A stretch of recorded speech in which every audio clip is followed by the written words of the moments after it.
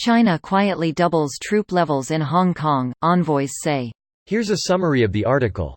Significantly, 5 of the diplomats say, the buildup includes elements of the People's Armed Police, a mainland paramilitary anti-riot and internal security force under a separate command from the PLA.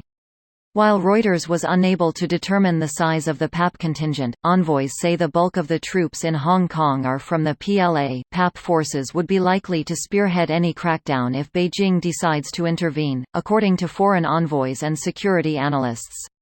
In early September, a spokeswoman for the Hong Kong and Macau Affairs Office said China would not sit idly by if the situation in the city continued to deteriorate and posed a threat to the country's sovereignty.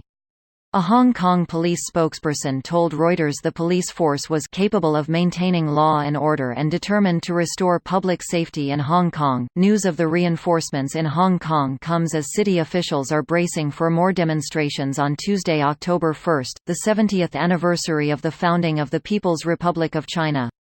Still, they said, the troop buildup shows Beijing wants to be ready to act if the Hong Kong government and its 30,000-strong police force lose control of the city. Reuters reporters have seen these flying frequently around Hong Kong and its hinterlands, the new territories, an observation confirmed by foreign envoys and security analysts monitoring developments here. Less is known about the command structure of the PAP forces in Hong Kong. This post received a score of 26,016, with an upvote ratio of 95%.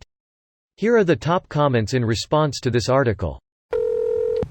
It was noticed right after the rotation happened that this year, unlike all previous ones, China did not mention that it keeps same level of personnel in Hong Kong.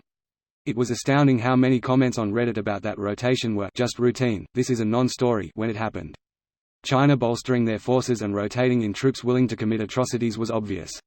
I do believe China has a vested interest in Reddit and Hong Kong, and they are controlling the narrative accordingly. They don't need to control the narrative, just wait till the hubbub dies down and then do what they were doing anyway. It's been like 6 months, I don't think we are going to stop paying attention anytime soon. True, but there's a hell of a gap between us as interested individuals, and any sort of political pressure that could be put on China. As a Brit aware that this is the agreement between China and the UK about the treatment of those who we were responsible for, I'm pissed off that this Brexit bullshit has left us without time or political will to respond. Every time the UK leaves a place they've colonized, it's like they noped the hell out of there with some half-baked plan without any forethought of what will happen after they leave. This is true in many cases, but I would argue that for Hong Kong we did the best that was possible with what we had. We were against an emerging superpower with many times the resources and a huge totalitarian intent, and by virtue that you are watching these protests I think we did a good job limiting them. China is depressing. Oppressing. All oppresses result in an equal and opposite depress. Not necessarily. It results in fear, which is a little bit higher than depression on the energy scale. That or returned aggression via violent protests, and oppression is a form of aggression. I hate to say it, but bad things are going to happen in Hong Kong. My only hope is people around the world will realize what ethno-fascists the CPC really is. Meanwhile, back in mainland China they are burning Christian and Islamic churches and mosques, they are systematically ethnic cleansing the Uyghur and Tibetan peoples while the fat cats of Wall Street, Hollywood and the EU kiss China's ass for money. Even most of the Congress is corrupted by Chinese money and favors. You forgot harvesting organs from prisoners. And the aforementioned Uyghurs. And Falun Gong practitioners. Yes. Let's remember this country is a post-war hangover from WW2. The territory is culturally diverse and has been under a huge range of empires, big and small. 70 years of the current government rule is a moment in time for the history of the region.